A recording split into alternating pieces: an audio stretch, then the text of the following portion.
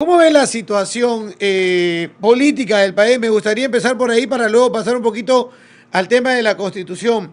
¿Cómo ves la situación en la cual nos enfrentamos en estos momentos y debemos enfrentar para la democracia en el Perú entre un partido muy vinculado a la extrema izquierda y otro, digámoslo, a la corrupción, a años muy oscuros que ha vivido en nuestro país? Muy buenos días, gracias por acompañarnos. ¿Qué tal, Fernando? Encantado de estar con ustedes en Radio Uno de Tacna, efectivamente haciendo recuerdo de mi buen amigo Henry Rondinel, que no solamente estuvimos en la lucha en el momento en que había que hacerlo, digamos, sin ningún tipo de posición política, sino también cuando la tuvimos y fuimos diputados en el año 1985. Henry era diputado por Tacna y era un buen diputado por Tacna, y naturalmente además era una gran persona, era una persona a la que yo le tenía bastante aprecio, y por cierto, como yo creo en la trascendencia de los seres humanos como católico que soy, le sigo teniendo un gran aprecio. Para mí, Henry, como todas las Gracias por personas, sus, continúan viviendo. gracias por sus palabras. ¿Y cómo ve la situación? Bueno, la situación es efectivamente muy difícil porque en el Perú, en los últimos 20 años, en vez de esforzarnos por hacer un partido de centro, nos hemos descuidado desde todos los sectores y hemos pretendido continuar viviendo luego de haber dejado fuera la dictadura como si, digamos, ya se hubiesen superado todos los problemas y efectivamente hubiese pocas cosas que hacer. Y no se ha emprendido, por ejemplo, la tarea de hacer un partido de centro, en donde efectivamente, mirando con equidistancia a los extremos muy perniciosos y extremos a los cuales Aristóteles hace 2500 años decía en su libro La ética nicómaco o la política, que a través de ellos o por ellos o con gente de ellos no se podía gobernar un país, porque eventualmente no se podía o pensar en el futuro o pensar en la comunidad, y ambos extremos eran malos. Por eso él anunciaba siempre y pregonaba, y en este libro lo dice con toda claridad, digamos, la participación de la clase media en la marcha de la ciudad, y eso significa no solamente el hecho de preocuparme a cada 5 años. El Perú vive 4 años y 7 meses, digamos, como si nada pasara, y 5 meses asustado por ver quién va a ser, digamos, quien conduzca los destinos de la nación en los próximos 5 años. Y el problema ahora es que ya no solamente es los próximos 5 años, sino quién se va a hacer de la conducción de la nación, no obstante haber tenido ambos un respaldo muy pequeño en la elección, y que con 20% los dos sumados van a pretender gobernar el 100%, lo cual además significa un serio problema de gobernabilidad para el país. Ahora, es uno de las situaciones que nos ha puesto en estas circunstancias la Constitución del 93 creadora de este sistema, de este modelo, o los que lo han aplicado. No. Lo que este modelo generó está más bien en 4 temas fundamentales, 4 temas centrales. Primero, la, digamos, eventual vocación por dejar de lado todo lo que se llaman los controles políticos, es decir, pretender que quien asume el poder tiene cada vez más poder y tiene menos control. Por eso dejó de lado el Senado, por eso disolvió el Tribunal Constitucional, por eso, digamos, canceló los gobiernos regionales, hizo un gobierno centralizado, en fin, como pasa con todas las dictaduras, sean de derecha o sean procomunistas. Siempre las dictaduras terminan siendo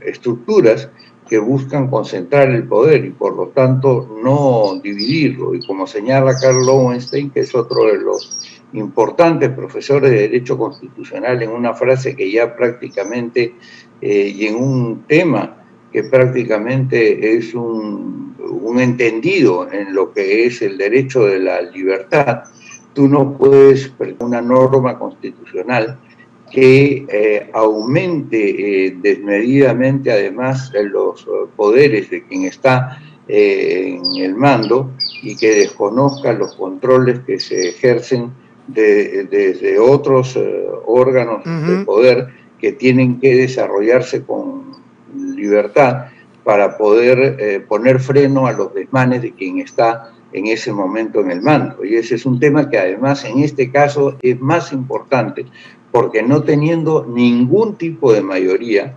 digamos, es como van a pretender gobernar para todo el país prácticamente desde una esquinita. Tenemos que hay una plaza inmensa, en una esquinita vive fulanito de tal, y él desde esa esquinita quiere gobernar a toda la nación y sabe lo Dios si algún momento quiere irse.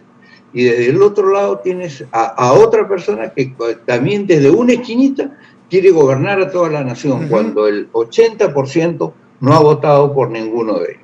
Claro, digamos, ninguno de los dos tiene 20%.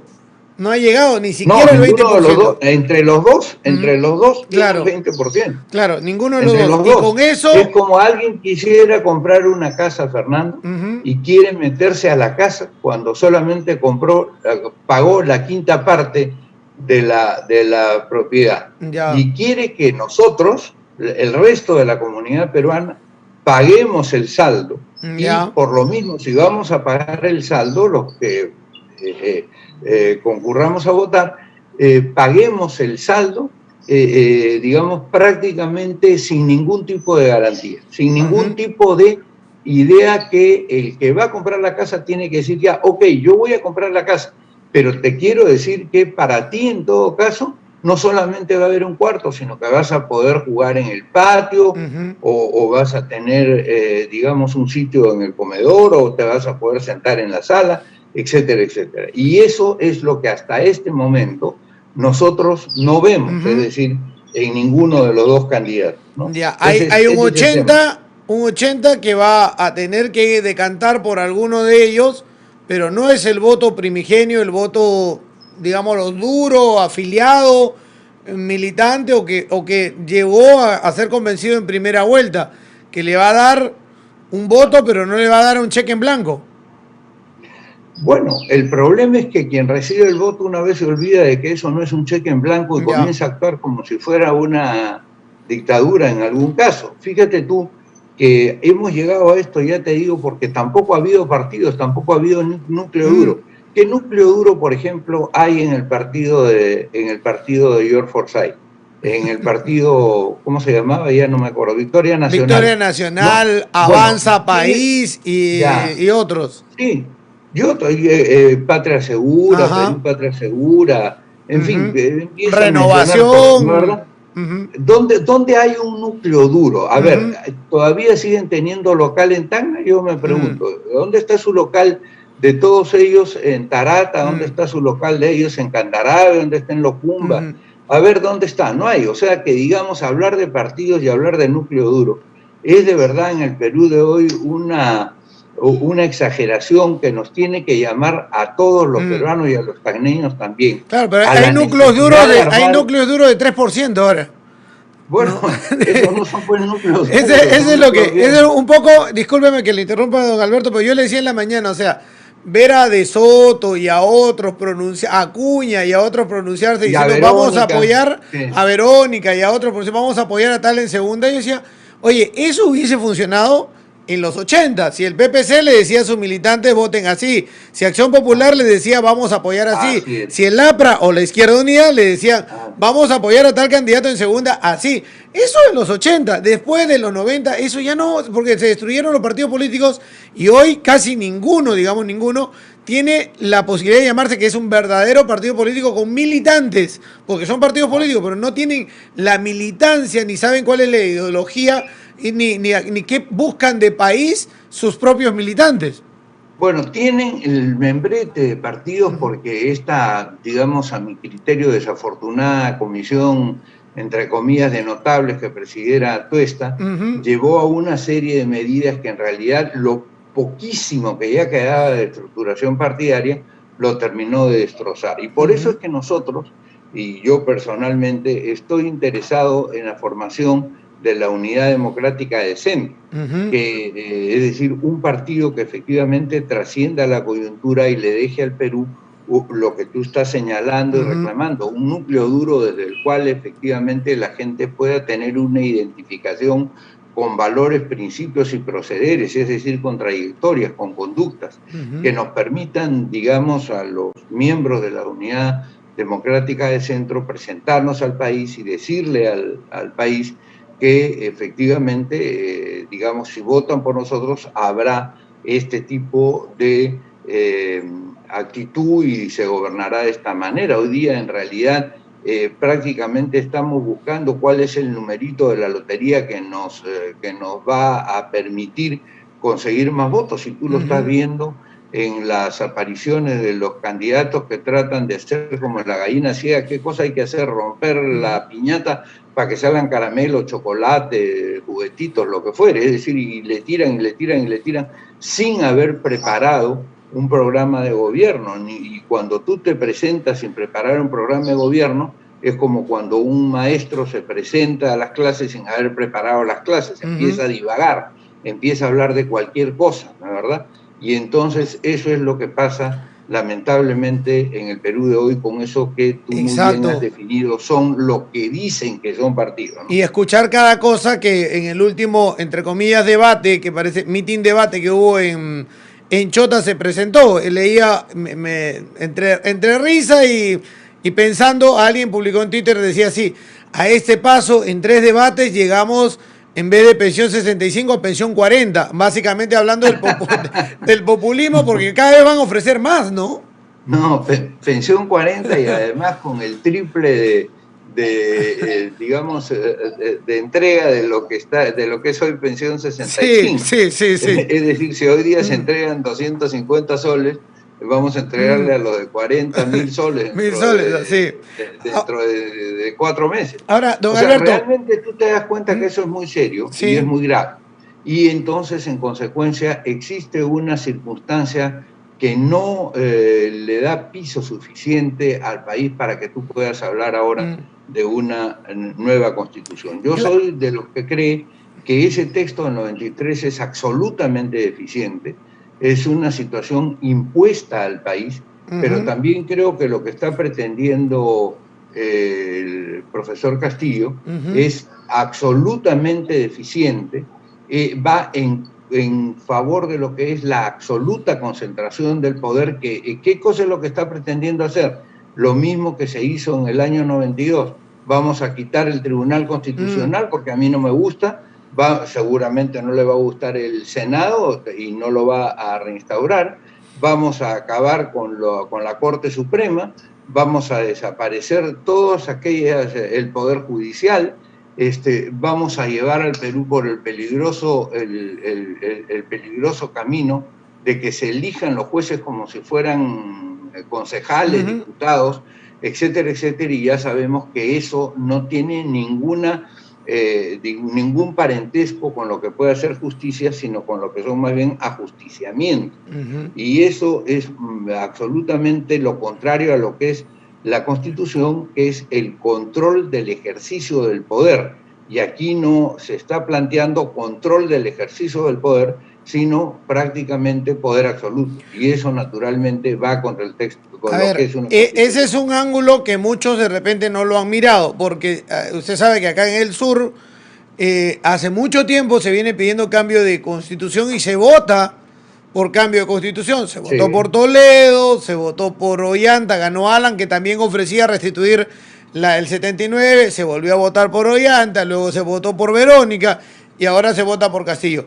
Pero de repente en un ángulo, en esta oportunidad estamos algo equivocados, porque estamos mirando desde el sur, sí, cambio de constitución, y cambiemos ese capítulo económico y ese modelo económico que no nos está llevando riqueza a zonas que incluso teniendo minas importantes no está recibiendo esa riqueza.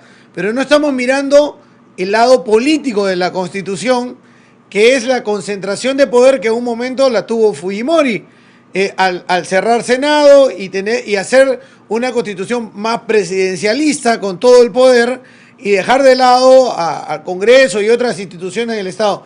Y eso puede ser peligroso, digámoslo desde este ángulo, con Castillo, que nos puede ofrecer el cambio económico, pero que puede tener un lado político, ¿no?, que le dé más poder y que vayamos hacia lo que se denuncia mucho, que es el tema de ir hacia modelos como el de Bolivia o el de Ecuador o el de Venezuela, y no dejar el poder cada cinco años. Es algo que de repente hemos perdido por ser más pancistas, el lado político.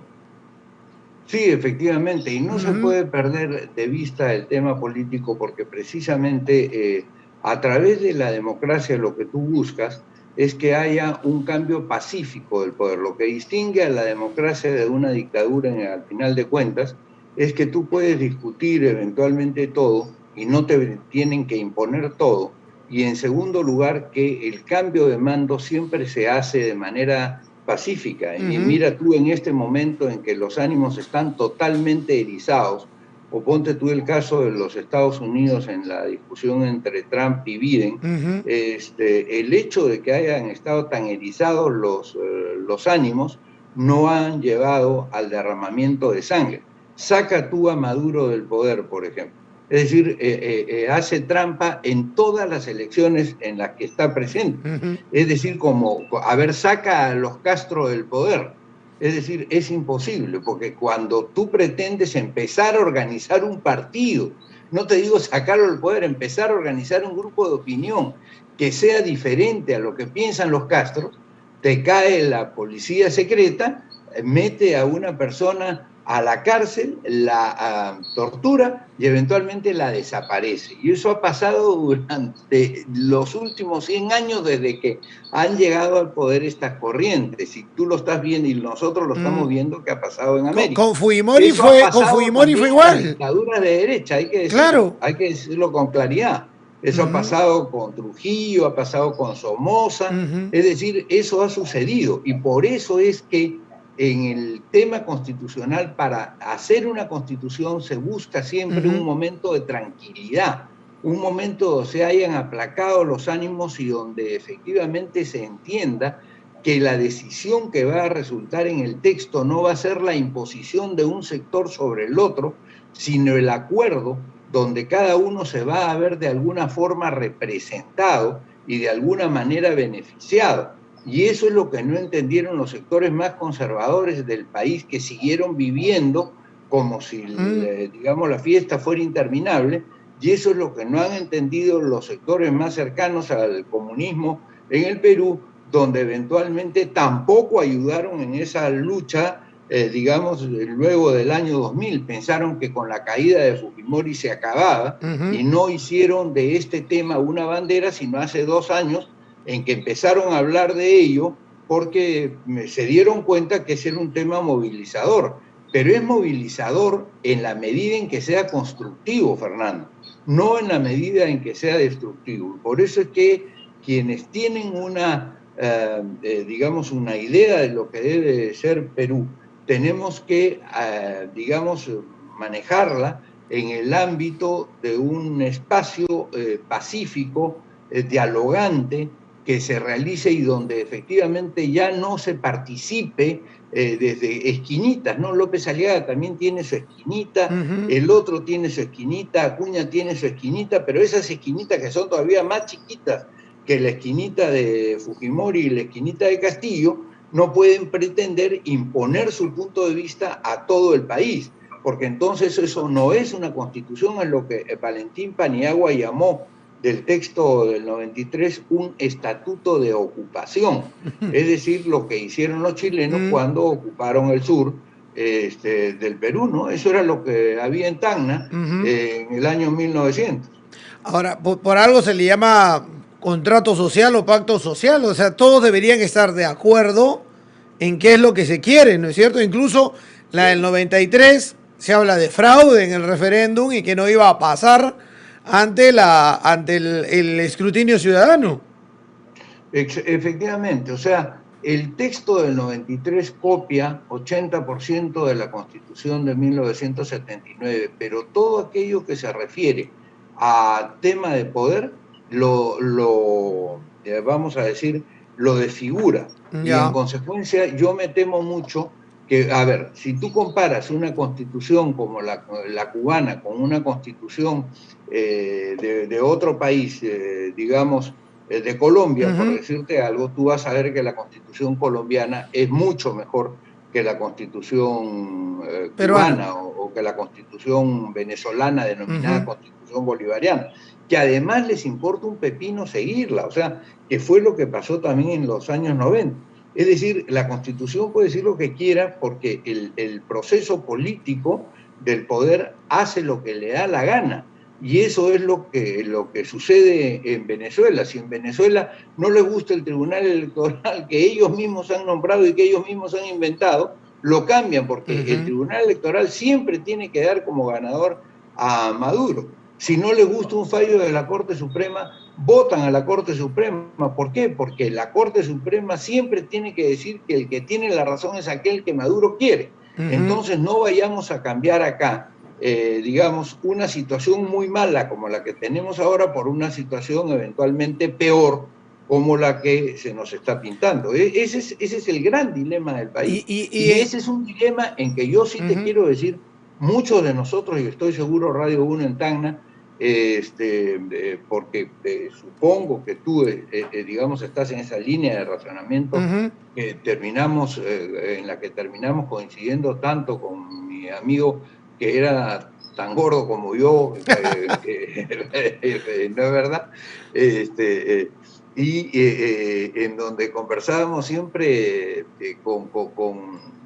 con cariño, pero con distintas posiciones a veces, pero con la seguridad de que estábamos trabajando por un Perú en el cual la libertad no se cancelara en una elección, ¿no? Ujú. Esa es la gran pregunta que tenemos que hacer. Claro, ahora, en ese corsé que tiene la Constitución, ¿cómo constitucionalmente se puede convocar a una constituyente? ¿Cuál sería el camino? ¿Lo puede hacer, eh, digamos, un presidente como Castillo el 28 de julio y decir, ¿saben qué? Convoco una nueva constitución, cierro el Congreso y vamos a tener nuevas elecciones para una constituyente? ¿O le solicito al Congreso una aprobación? ¿O voy a pedir un referéndum? ¿O cuál es el camino realmente constitucional? Porque es muy ligero el tema de decir, vamos a llamar a una nueva constitución. ¿Cuál es el camino constitucional? Algunos dicen que la constitución está muy blindada sobre esos temas. Bueno, toda constitución normalmente se blinda sobre el tema de su existencia. Ahora, Ujú. el punto de que yo voy a llamar a una constituyente, ¿con cuánto? ¿Con 11% o con 10% o con 11,5% de la votación nacional? Bueno, me parece bien audaz, ¿no? Ujú. Porque muchos de los que puedan acompañar a Castillo en la segunda votación dirán, yo estoy de acuerdo porque quiero, digamos, algunas cosas diferentes, pero yo no estoy de acuerdo con todo lo que él dice, en especial con el tema de cómo vamos a hacer una nueva constitución y sobre todo para qué vamos a hacer una nueva constitución, Ujú. porque pueden estar de acuerdo con algunos cambios, pero no en hacer una constitución para acabar con las elecciones libres cada 5 años, para acabar con la posibilidad de demandar ante el Poder Judicial y en vez de tener un Poder Judicial por el cual hay que luchar, que sea más autónomo y no, por ejemplo, dependiente, como ha sido a veces en el caso de algunas provincias, de lo que está pensando el gobierno central e incluso en la propia Corte Suprema, terminamos escogiendo jueces seleccionados por quien está en el poder y de tal manera que el ciudadano no tiene ninguna libertad. Fíjate tú lo importante que es esto de que haya efectivamente independencia frente al poder y en los prototipos comunistas nunca hay independencia frente al poder porque se supone que hay lo que se llama la dictadura del proletariado. Ujú. Tú lo has escuchado eso ad infinitum, como todos quienes éramos jóvenes Ujú. en la época de Guzmán, es decir, el poder nace del fusil y todo lo demás es ilusión, y aquí el que no está de acuerdo conmigo lo mato en la plaza de armas, en fin, verdaderamente eso es una tragedia. Ahí tú no puedes hablar, por ejemplo, de cómo proteges el derecho de tu hijo el que ha sido acusado por decirte de haber, ¿qué te puedo decir?, robado una tienda o violado a una muchacha o cualesquiera cosa, cuando tú no tienes jueces independientes y valientes, sino simplemente jueces que están puestos por el poder y eventualmente puestos por la propia mayoría. La propia mayoría tiene que tener control. O sea, otro de los secretos de la democracia es que la democracia le pone control a las mayorías también, porque si no las mayorías se pueden desbandar y destrozar a las minorías. Tú has visto que, por ejemplo... Acaba de pasar. ¿Ah? Acaba de pasar con el fujimorismo en el Congreso, en parte. Sí, claro, por supuesto. ¿Te das cuenta? Pasó cuando pretendieron, digamos, con una mayoría hechiza, digamos, y no pretendieron, sino llegaron a descolocar a un gobierno, ¿no? Entonces, esto visto desde el punto de vista de ambos contendores, es absolutamente, en cuanto a su trayectoria, tú no entiendes, tú no sientes, tú no ves que ahí hay una seguridad. Por eso es que lo que tenemos que hacer es esperar y mirar. O sea, como dicen los ingleses, wait and see. ¿Por qué? Porque en este momento el Perú tiene todavía un mes por delante para ver cuál es la actitud. Yo le propondría a ellos, a pesar de que puedan no cumplir con esta decisión, una garantía pública, una garantía internacional, por ejemplo, hecha solemnemente ante la OEA, ante la Organización de Estados Americanos, que tiene su Carta Democrática Interamericana, donde se establece cuáles son las condiciones básicas para que se pueda hablar de democracia, y en donde se comprometen frente al Perú y a los pueblos de todas las Américas a mantener lo que son las características básicas de una democracia, entre ellas la libertad, la independencia de poderes, la posibilidad de que desde la prensa o de los medios alternativos tú puedas decir lo que quieras, y que eventualmente se respeten los derechos básicos de la comunidad.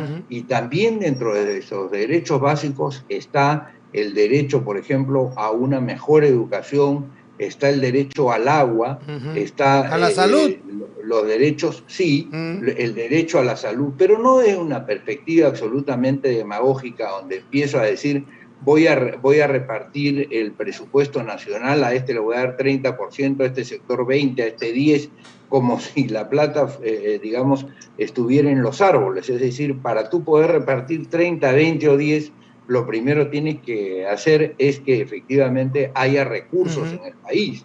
Y si no hay recursos en el país, si el país no crece económicamente, no va a haber trabajo, no va a haber impuestos y en consecuencia no va a haber riqueza que repartir. Lo único que vamos a poder es repartir pobreza, ¿no es así?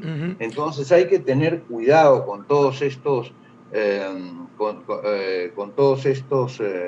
¿qué te puedo decir?, componentes para tomar una decisión del voto en el momento adecuado, el 6 de junio, ¿no? Y por el otro lado, ¿cómo la ve a Keiko Fujimori, que parece estancada en los 90 y no quiere cambio de la Constitución, y ni siquiera ha hablado de una modificación, de algunas mejoras en este tema, convocando a los mismos que acompañaron al papá, las Lozada, las Moyanos y otras que la rodean, y entrando básicamente al terruqueo, en vez de incluso buscar otros sectores que la puedan ayudar? Ninguno de los dos busca otros sectores en realidad hasta el momento, pero en esa situación, estando más abajo todavía. A ver, Fernando, yo creo, por el contrario, que los dos han tratado de buscar a otros. No podemos hablar de sectores porque, como decíamos al comienzo, en este momento no están organizados. O sea, si tú convocas a Hernando de Soto... Pero no te hablo de políticos, te hablo me voy yendo más al centro con mi mensaje, no buscando a los políticos, sino a la población que piense de esta manera. Bueno, pero Pero, en realidad lo que han tratado de hacer en el último, los dos, en esta confrontación de Chota, que de debate tuvo muy poco, como tú dices, más bien fue un meeting con dos oradores, eventualmente fue hablar, es decir, ¿qué se necesita? Como dice Paul Cantigua, ¿no es verdad? Se necesita comida, muy bien, aquí no hay río, el pueblo quiere un puente, muy bien, creamos un puente, pero no hay río, no importa, también le hacemos el río. Y además también le ponemos pescados al río para que salten ya fritos con su limón, ¿no es verdad? Entonces, eso es lo que ha pasado, o sea, tú no ves en ninguno de los dos eventualmente una vocación de... Ahora, Keiko está... digamos, normalmente partiendo del año 90 y Castillo está partiendo más o menos de hace 140 años con Marx y después con Lenin. O sea, los dos están partiendo de muy antiguo y de posiciones además totalitarias. No nos olvidemos que Marx, Lenin, Mao, Stalin, Abimael Guzmán, todos ellos son absolutamente totalitarios, es decir, absolutamente totalitarios. Y Fujimori fue una persona, un dictador también totalitario. Digamos, que ahogaba las libertades. Por eso es que es difícil esta elección. Yo en realidad me da pena porque... me doy pena yo mismo, porque al tener que decidir, digo, ¿qué cosa voy a decidir? Lo que es menos peor, no el mal menor, no, lo que es menos peor, o sea, porque las dos cosas son peores. Por eso es que este es el momento de organizar un partido que sea de centro y que esté absolutamente atento y consciente de los valores para que sea cualquiera el que salga, pueda desde ese instante ejercer esa voz ciudadana convocante, entendida como, digamos, conjunto, que pueda realmente, digamos, evitar cualquier tentación totalitaria que tengan, quien asuma la presidencia, y que desde este pequeño 10% de cada esquina quiera gobernar el país como un todo, ¿no? Y la ciudadanía y su participación ciudadana, que el 2000 tuvo una ebullición con la marcha de los Cuatro Suyos, y luego se fue como adormeciendo hasta despertar en los últimos años, desde la ley Pulpín hasta llegar ahora a lo de Merino. Va a tener que jugar un rol importante con cualquiera de los dos ganadores, con el nuevo por conocer o con la ya conocida. Sí, ¿no? Efectivamente, ante cualquier acción que lleven adelante. Con cualquiera de los dos va a tener que jugar un rol muy importante. Ahora, tiene que ser como se jugó en el año 90, un rol a partir de principios, donde lo hicimos con el Foro Democrático. El Foro Democrático luchó 7, 8 años, primero, digamos, diciéndole a la gente, este es el mejor camino, este es el mejor camino, este es el mejor camino. Y no vamos a comparar los mítines de aquella época con estas movilizaciones de 3.000 personas que ha habido cuando se sacó a Merino, donde efectivamente se sintió pues como líder de masas, una persona que armó un partido también un poco de manera rápida, y que terminó corriendo de toda situación, y al final ni siquiera pasó la valla, ¿no es verdad? Entonces, así no es, o sea, así no vas a tener una estructura de control. Entonces, por eso yo invito a los amigos de Tacna que se sumen a la Unidad Democrática de Centro y que efectivamente puedan ayudarnos a conformar rápidamente una organización que pueda tener presencia en las organizaciones, en las elecciones municipales y regionales. Y ya que estoy aquí hablando contigo, voy a hacer un pequeño comercial y pedirles que a los que tienen interés que se comuniquen con este correo, que es contacto@UDC Perú, o sea, de Unidad Democrática del Centro, udcperú.org.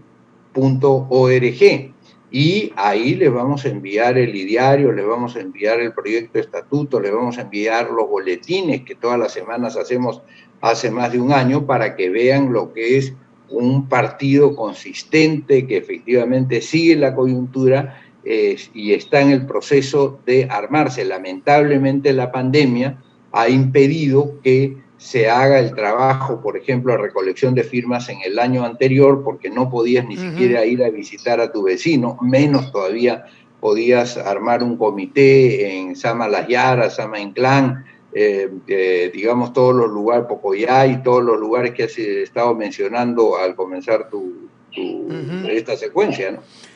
¿Aún no tienen coordinador en Tacna o ya tienen?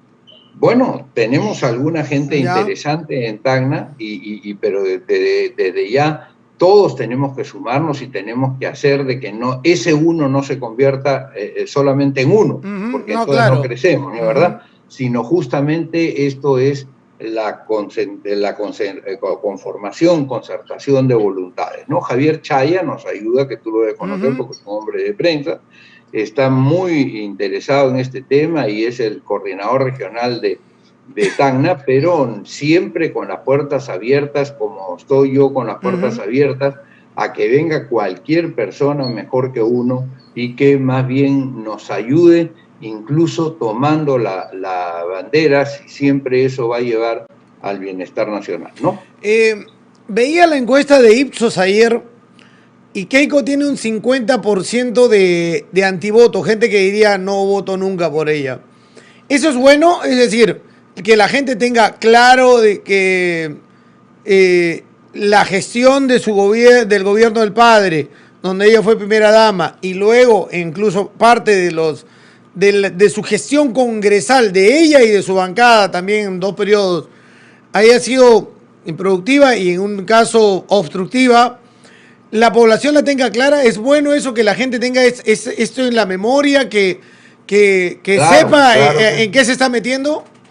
Claro que es bueno, claro que es bueno. Es bueno que la gente tenga en cuenta la trayectoria de las personas y tiene que tener en cuenta cuál ha sido la actitud de Keiko Fujimori en el desarrollo histórico, como tiene que tener en cuenta cuál ha sido la actitud de quienes han apoyado, por ejemplo, y han estado al frente de determinados gremios magisteriales con un tinte terrorista, que era el caso del profesor Castillo. O sea, tienen que estar los dos, porque aquí no estamos jugando entre San Francisco de Asís y Satanás. Estamos hablando entre 2 diablos a los cuales de los cuales tenemos que escoger alguno que nos permita salir del infierno en algún tiempo pronto, vamos a decir de alguna manera. Pero sí es bueno que la gente conozca y lamentablemente va a tener que votar, a pesar de que digan que no quieren votar por uno o por otro nunca, lamentablemente van a tener que votar por alguno de ellos. Ese es el problema que tenemos los peruanos, ¿no? O sea, aunque hayamos tenido que decir una cosa u otra, o votar en blanco, o votar viciado, que es otra posibilidad también de no comprometerse individualmente con esto. Ahora, ¿cuál es el resultado de eso, de ese voto? Digamos, ¿se contribuye o no se contribuye? Por si lo que queremos es evitar el peor daño, ¿no es verdad? Eso es lo que tenemos que hacer. Pero bueno, sí yo le digo con sinceridad, yo estoy en ese rubro en este momento. O sea, primero, como dice Alberto Vergara, no regalemos nuestro voto. No regalemos nuestro voto, hay que ver hasta dónde avanza. O sea, no hay que regalarlo faltando un mes. No voy a ir a regalar mi voto, voy a ver qué van a... más que ofrecer, comprometerse los candidatos en ese periodo de un mes. Yo estoy en ese rubro. ¿Qué se van a comprometer en ese mes, ¿no? Y que no sea populismo ni muchos de estos temas, sino compromisos básicos para una gestión. Y lo otro que sí confío es que haya vigilancia ciudadana, organización ciudadana para cualquiera de los dos en su momento, como en el Perú debe haber permanentemente y sentimientos de vigilar, y si es que cometen algún hecho no ilegal o que no es para favorecer a todos sino a grupos, con un sentimiento de indignación, salir a movilizarse para controlar estos temas. Acabo de ver lo que ha pasado en Colombia, donde la gente ha salido a movilizarse contra una modificación tributaria y ahora están reclamando el tema de la salud, que en cierta medida parece que era necesaria, pero que no era el momento de aplicarla en Colombia. Se necesitan acuerdos para hacer esos temas y esas cosas. No se decir que yo llego, tumbo y hago esto. No, oye, vamos a conversar. A ti te eligió en primera vuelta el 8, el 12, el 11. Bueno, necesitas acuerdos para implementar estas medidas y consensos que pueden llevar a términos medios que en algo satisfagan a la mayoría de la población. Pero si vas a actuar de esa manera, no va a resultar. Con cualquiera de los dos candidatos, todavía, lo digo personalmente, yo me encuentro en el rubro del centro, que además a mí me hace pensar que puede tener legalidad la elección, pero al tener menos votos a favor tiene menos legitimidad también. Efectivamente, y en esa posición no solamente estás tú, está Hildebrand, por lo que he leído, está Gustavo Ricci, por lo que he escuchado, estoy yo, digamos, habemos muchísimos peruanos que estamos viendo qué cosa es, no solamente lo que ofrecen, sino lo que pueden cumplir, lo que razonablemente pueden cumplir. Porque efectivamente, si tú eres títere de una organización que no te pertenece, la posibilidad de que cumplas es bien poca, ¿no? Entonces, porque te van a arrimar de alguna manera. Entonces, hay que ver, o sea, hay que ver ese tema, cómo va a salir. Y bueno, confiemos, pues, mi querido Fernando, en que los peruanos tengamos, digamos, ¿qué te puedo decir? La grandeza de espíritu o eventualmente la posibilidad inmensa, casi divina, de poder distinguir entre estas dos opciones en que muchos de nosotros ni siquiera imaginamos, pero además no contribuimos a que sucedieran. Hay muchos que sí contribuyeron, quienes no hicieron nada durante estos 5 años, o que dentro de los anteriores 20 años, quienes creyeron que no hay que meterse en política, que no hay que preocuparse por la cosa pública. Mira, los griegos tenían tú sabes, la palabra idiota es una palabra que viene del griego. En griego, a aquellos que no iban al ágora, a aquellos que no se preocupaban por la cosa pública, les llamaban idiotes. Idiotes es una palabra griega y que quería decir precisamente quienes solo se preocupaban de sí mismos. Y eso mismo en Roma le llamaban imbecilitas. O sea, a los romanos que no iban a atender las cosas de la república, les llamaban imbecilitas. O sea, el imbécil que tú entiendes hoy día como un insulto, es una raíz que nace en Roma precisamente para definir a aquellos que no se preocupan por la comunidad. Y hemos estado en los últimos años ganados por esta idiotez y por esta imbecilidad. Sí. Ojalá Dios quiera que eso no se prorrogue y que con Javier, contigo, con todos los que quieran participar en la Unidad Democrática de Centro, podamos hacer un país en donde la gente efectivamente desde el centro equidistante plantee cosas que sean viables, integradoras, no demagógicas y eventualmente tampoco conflictuales entre los peruanos. Yo te quiero agradecer por esta intervención, Fernando. Gracias. Siempre en la memoria de Henry, y un abrazo muy fuerte para ti y para todos los amigos de TAC. Muchas gracias, muy buenos días. Nos ha acompañado Alberto Bodrea Odría.